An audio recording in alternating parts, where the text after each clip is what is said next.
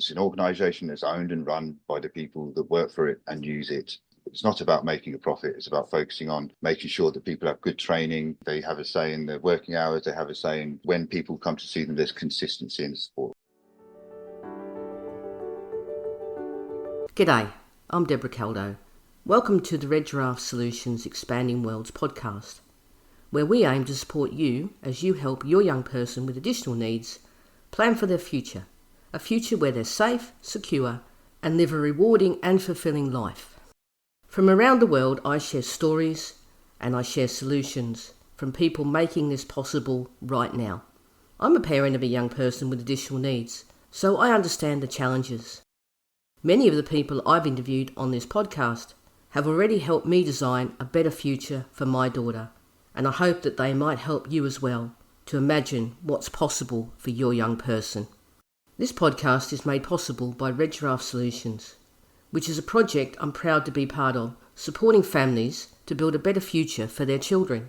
We now have available at Red Giraffe Solutions an online course called Independent Cooking Made Easy. This is a new and unique approach we developed when we realised traditional cooking techniques and recipes were never going to enable our daughter to cook without some support or supervision. It's a safe, simple system that uses no more than 5 ingredients, has no weighing, cutting or chopping, and no lifting of heavy dishes. Each of the 16 recipes in the course includes a step-by-step video of our daughter making the meal, plus a visual recipe card. We developed this for our daughter to solve her challenges with cooking, and every recipe in the course she can and does genuinely cook for herself. You can find a link to the course in this episode's show notes.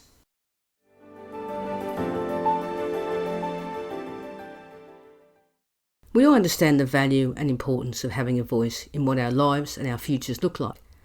But while we might really value this, getting it isn't quite so easy. I suspect that everyone listening to this has felt in the past that no one is listening. And the same is true for many of our young people. That challenge of getting heard is a constant in their lives. So anything that might give them a louder voice is worth hearing about.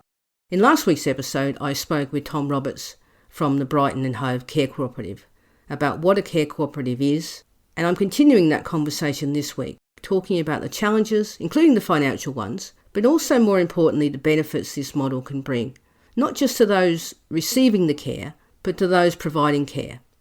And one of the important questions that I wanted an answer to is why we don't see this model in action more. So let's hear from Tom what he thinks the answer to that question is.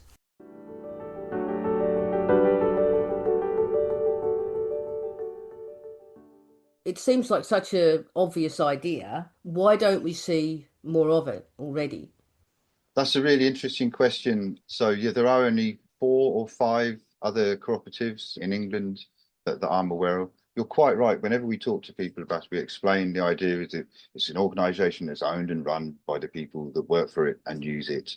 And it's not about making a profit. It's about focusing on making sure that people have good training. They have a say in their working hours. They have a say in when people come to see them. There's consistency in support. All those things that we think a cooperative model can support. People all go, yeah, that's brilliant. But you're right, we don't see that model for care provision anyway. Co-ops in general are flourishing, I think.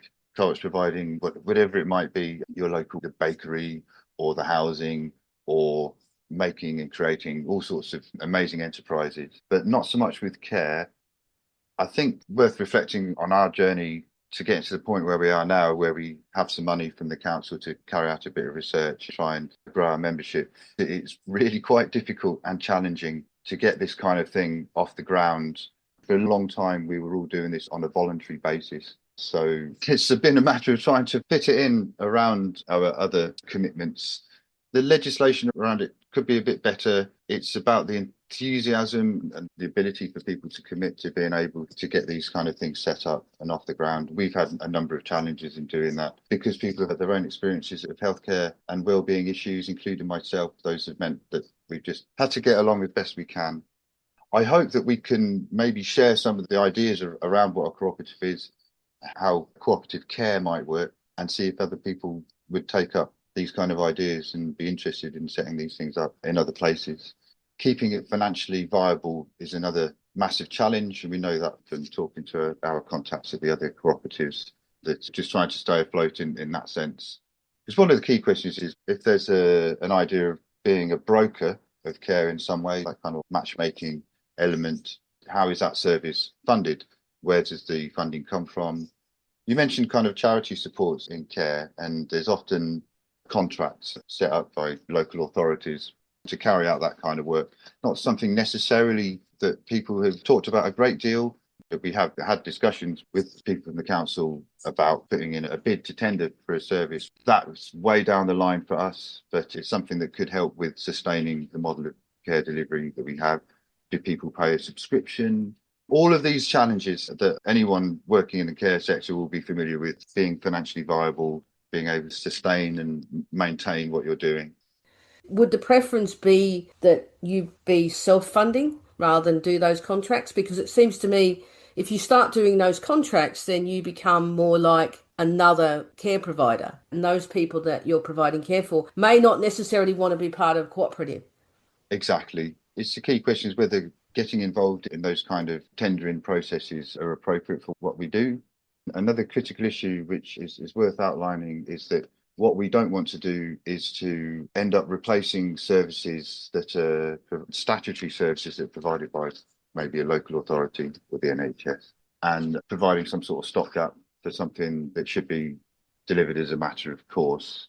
And the concerns we have working in this kind of way would be to be plugging a gap of wellbeing provision that the council really should be, or the NHS should be carrying out themselves. They're happy to work alongside other organisations in partnership.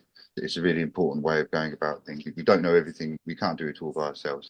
Is there a maximum size that you'd like to grow to, or a minimum? That there's obviously got to be a minimum size to make it viable, but do you think you would get to that point where you would have to say, actually, this is enough people within the cooperative? Because it seems to me that the more people you have, the more people involved in decision making or having a voice, and that's democracy is a wonderful thing, but there does come a point where you have so many voices. I haven't allowed myself to think of what the problem would be if we had too many members, because I'm really much more concerned about generating the membership, getting more members involved as much as possible, because we're really a super small organisation. There's only a handful of us on the committee. It's an interesting idea to consider.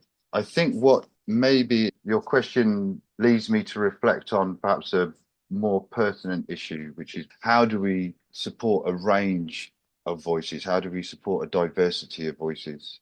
Because we're still finding out what kind of care and support people want, what kind of expertise, what kind of jobs people can carry out, what kind of support can be delivered. Trying to focus in on various things, various key areas as they come up as defined by our members. So if we have a number of members, as we do at the moment, who are interested in care and support for their children with additional needs and how that works, then that's the direction that we'll be taking. How we manage the potential binary between the people who care for and people who are carers, although we want to get beyond that distinction, we still need to work out how we're going to do that based on the people that are our members, people who come to join us for the research project. How do we manage people who may have a very different idea of what care and support is about? How do we get around potentially lumping everybody together with a range of different needs without being properly attentive to the subtleties of them, or even the overlap, the intersection between various things? So it's about being good at supporting people with that diversity of voices, I think, which could be a problem with even a small number of people. Not a problem, but it's something that's good to do because the more the voices there are, the merrier. And I think there's a lot to learn from each other.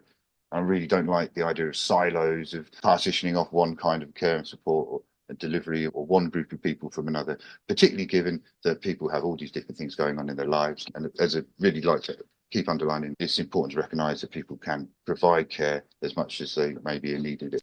And I suspect that you'd find that people would be quite vocal anyway because they've not had the chance to have their opinion heard. I really hope so. Yes, I've had some really interesting conversations with people so far.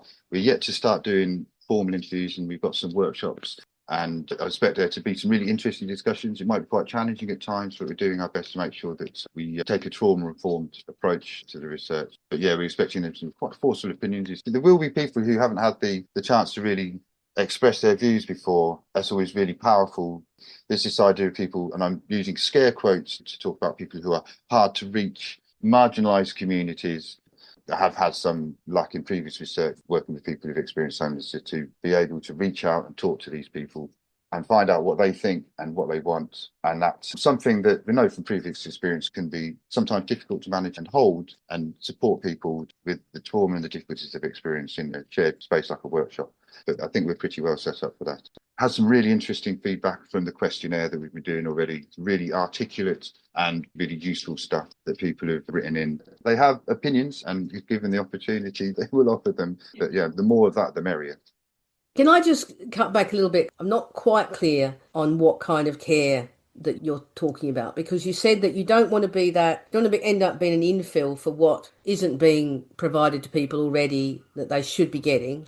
My audience is obviously families of people who have young people with additional needs. And you talked about that transition, and I totally understand that, from being at home and then to a bit more independence and needing some support. That could be theoretically provided by a government or whatever. Are you replacing that with something better? So is that then, rather than someone going to another agency, is the wrong word for you guys, but another organisation, they come to you and they join the cooperative, and that's where they get their care and support?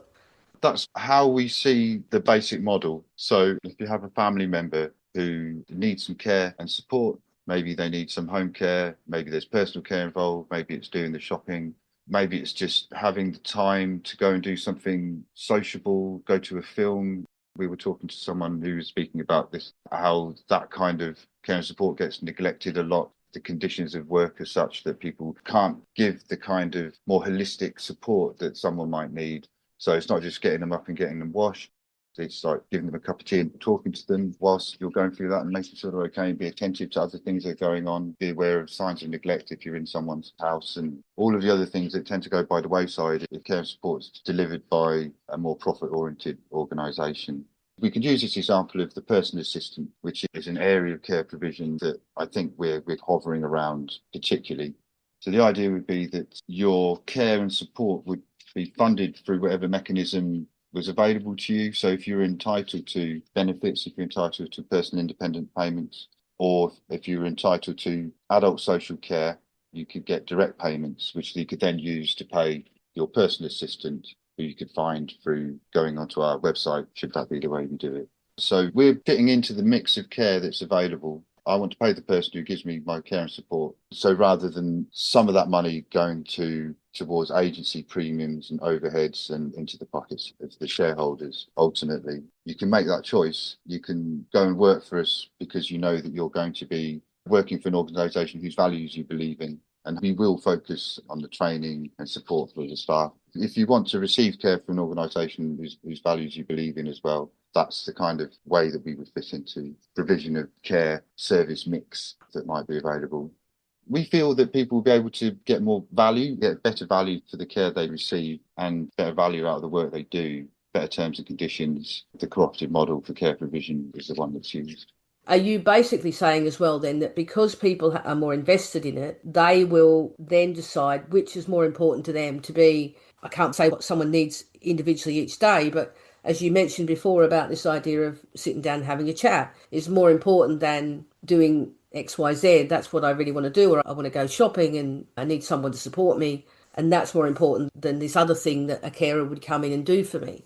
Yeah, it's definitely being a lot more attentive and person-centered in what people's care and support needs are. I really hope that culture, that ethos of working cooperatively, of feeling that you have a real stake in the organisation that you work for and that you receive care for, that there are meaningful ways of being involved in how that works. We feel that if workers are given better terms and conditions and more say in the way that their work is carried out and more understanding, and that's set up with the involvement of the people receiving the care, it makes it so much more meaningful. The idea that the wages would be, on the face of it, better because there isn't the profit margin that needs to be addressed. The idea that travel between one appointment and another can be managed in some way a lot more effectively is something, when I've been working, has been a problem. We think that those kind of things to be addressed, and that will give people more motivation. Doing something well for the sake of it and being given the opportunity, being given the grounds and space to be able to excel, as a carer is something that I really believe is possible. And I think that working cooperatively is a good way to try and get there.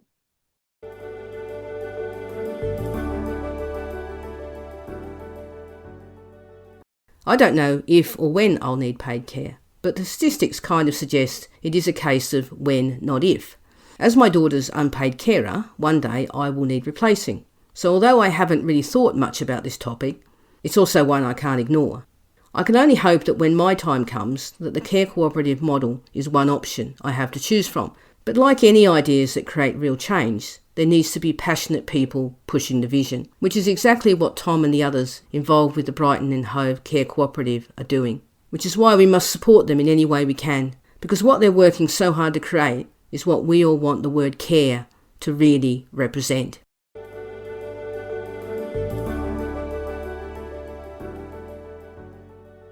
I just want to say thank you for taking the time to listen, and I hope that the stories and solutions shared on here help you as you support your young person to create their future.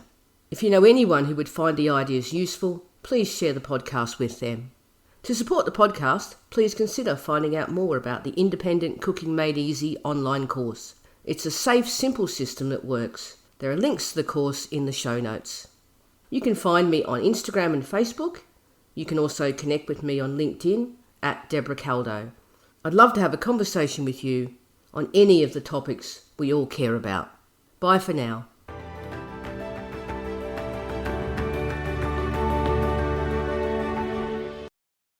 Marketing is hard. But I'll tell you a little secret. It doesn't have to be. Let me point something out. You're listening to a podcast right now, and it's great. You love the host. You seek it out and download it. You listen to it while driving, working out, cooking, even going to the bathroom. Podcasts are a pretty close companion. And this is a podcast ad. Did I get your attention?